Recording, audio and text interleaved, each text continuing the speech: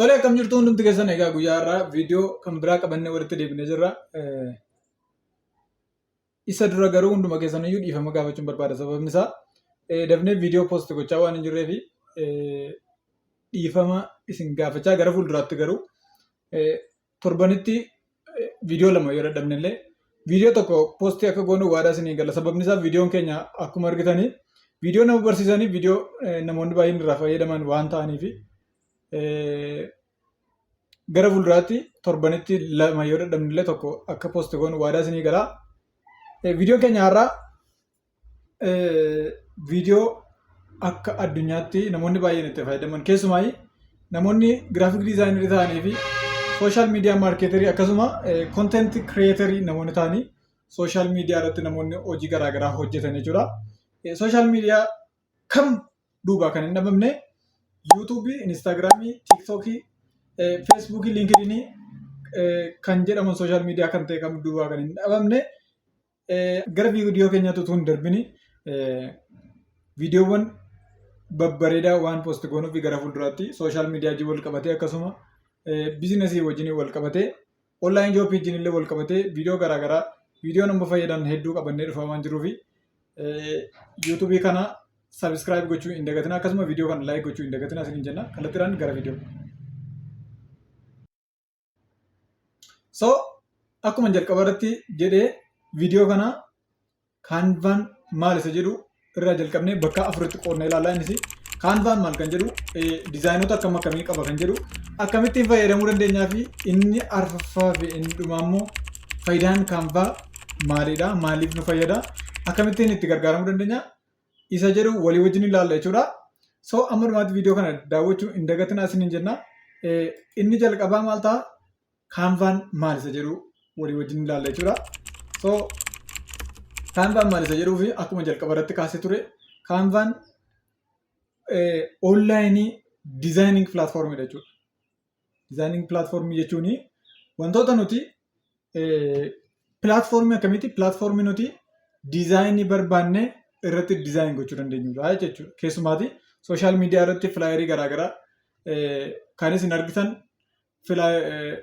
diizaayinoonni babbareedoon loogoo babbareedaan baanariiwwan poosteriiwwan garaagaraa sooshaal miidiyaa irratti arginu baay'een isaa eessatti qirreettaa kaanvaa irratti jechuudha. Sababni isaa kaanvaanii teempileetota kalarii foontii barbaanneen diizaayinii babbareedaa piroovaayid gochuu waan danda'u piroovaayid waan nu godhuufi akka salphaatti namni kamiyyuu galee diizaayin kan gochuu danda'udha jechuudha. So diizaayining pilaatfoormiidha.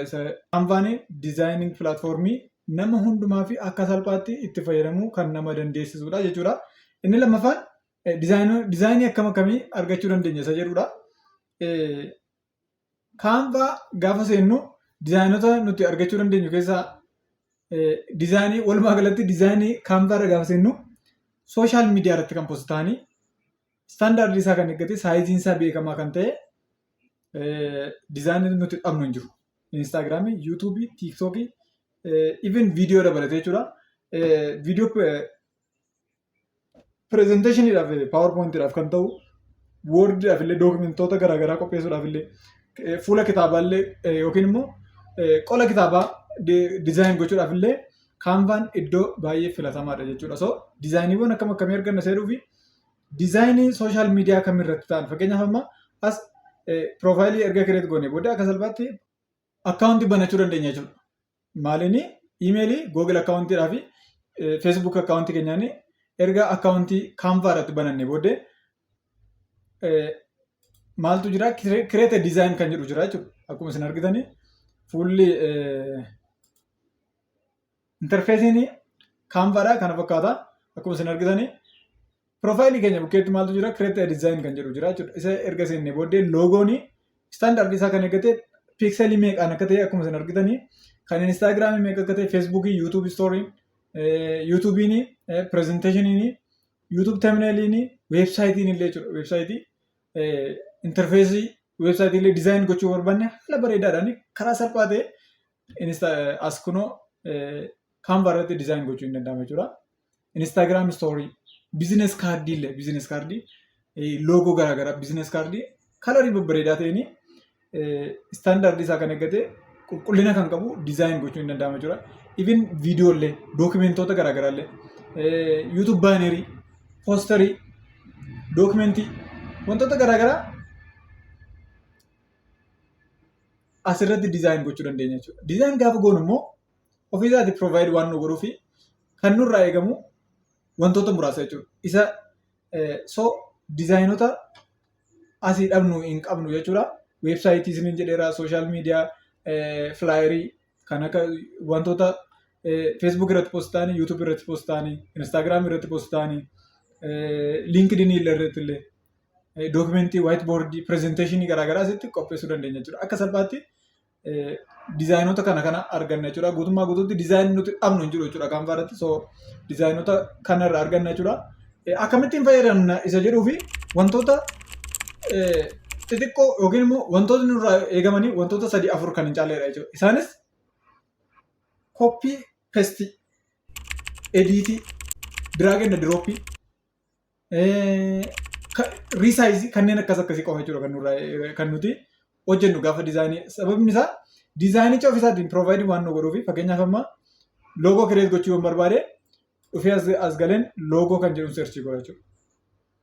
Search box waan jiruufi achirratti searchii gochuu yookiin immoo kireeta dizaayin kan jedhu achirra seenuudhaan loogoo filannaa. Erga loogoo filannee booddee akkuma isin argitanii akka kanattiin fakkeenyaaf kana yoon filadhee asitti ediitiin godha jechuudha. Waan muraasa barreeffama garaan kootiitti fakkeenyaaf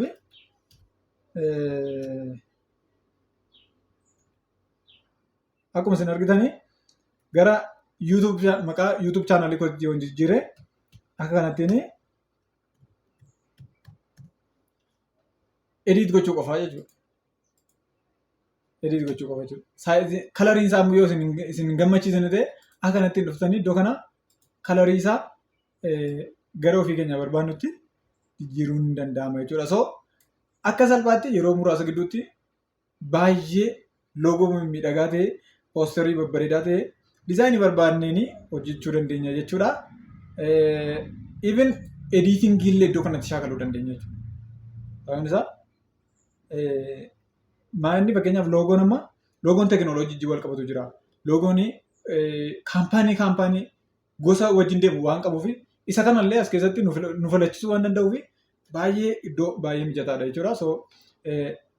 Gabaabaatti kana yoon jedhee dizaayinii akkamittiin fayyadamna isa jedhuufi gabaabaatti kana yoon jedhee isin immoo keessa seenuudhaan bal'inaan sirriitti gadi fageenyaan ilaaluu waan dandeessaniif akka karaa isinii ta'uu kana fakkaata jechuudha. Inni kan biraan inni arfaffaaf inni dhumaa jechuudha. Maal nu fayyada isa jedhu? Maal nu fayyada isa jedhuufi amma ammaatti viidiyoo kana kan namni daawwatee deebisuu danda'a jechuudha. Akka salphaatti sababni isaa yeroo muraasa gidduutti dizaayinii bareedaa kireet godhachuu dandeenya. Inni jalqaba. Inni kan biraan immoo dizaayinii ofii keenyaa fakkeenyaaf loogoo ofii keenyaa kireet godhachuudhaaf baanarii ofii keenyaa kireet godhachuudhaaf dizaayinoota garaagaraa wantoota sooshaal miidiyaa irratti poost goonu ofii keenya dizaayin godhachuudhaaf dirqama giraafik dizaayinerii ta'uu hin qabnu jechuudha. Maal jechuudha?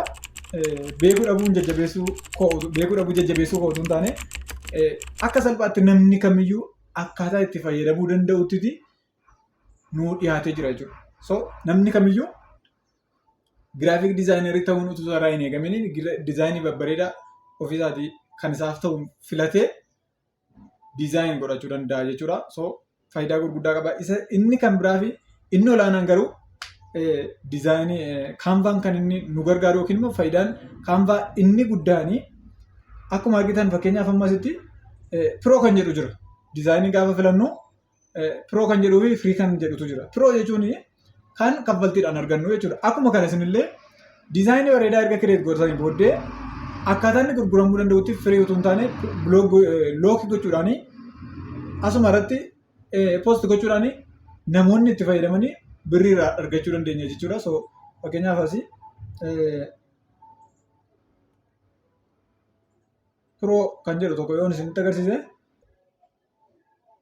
akkuma isin argitan warreen kun hundi isaanii dizaayinii loogoodhaaf qophaa'anidha jechuudha. Keessa galii ofii keenya kan nuti ediitii gochuudhaan gara keenyaatti jijjiirachuu dandeenyudha jechuudha.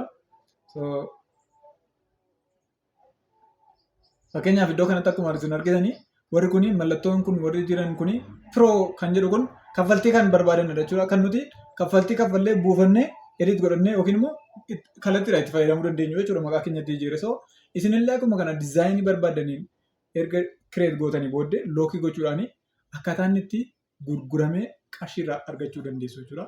So kaanvaanii iddoo itti diizaayinii irraa barannuudha. Diizaayinii ofii keenya sooshaal miidiyaa garaagaraatiif itti fayyadamnu. Tamneelii fakkeenyaaf diizaayinii yoo gochuu barbaanne footooshooppii irratti yeroo baay'ee fudhata. Saayizii isaallee beekuu nu barbaada. Akkuma kana kan feesbuukii, kan instaagiraamii, kan sooshaal miidiyaa kamiyyuu saayizii mataa isaanii danda'an qabu. Saayizii kana hin beeknu taananii sirriitti hojjechuu dandeenya jechuudha. Footooshooppii irratti gaafa ofii keenya hojjennu. Asirratti garuu kaanvaa irratti garuu diizaayinii hundumasaa saayizii waan nu dhiyeessuu fi baay'ee nama yaachisu jechuudha. So akka salphaatti hojjechuu dandeenya. Inni kan biraan immoo akka kanattiin diizaayin goonee qarshiillee irraa argachuu dandeenya. Akkasuma pilaatfoormii garaagaraa irratti illee fakkeenyaaf waan asitti diizaayin goonu gara pilaatfoormii kan biraatti geessuudhaan irraa qarshii argachuu dandeenya jechuudha. Akka salphaatti irraa qarshii argachuu waan dandeenyuufi so kaanvaan akka salphaatti gabaabaatti jechuudha. Gabaabaatti kaanvaan baay'ee waan guddaadha. Introdakshinii akka ta'uu fi gabaabaatti kana fakkaata. So diteelii ilaaluudhaaf Canva.com jettanii galuudhaan akka salphaatti informationii bal'aa argachuu dandeessu jechuudha. So viidiyoon keenya guyyaa har'aa kana fakkaata. Chaanaalii kanaaf haaraa yoo taatan subscribe gochuudhaan akkasuma viidiyoo kana like gochuudhaan waan isiniin gallee yoo jiraate immoo yookiin immoo waan itti dabalamuu qaba jettan immoo waan viidiyoon nu hojjedha jettanii yaaddan immoo koomentii jalatti nu barreessuu hin dagatinaa isiniin jenna.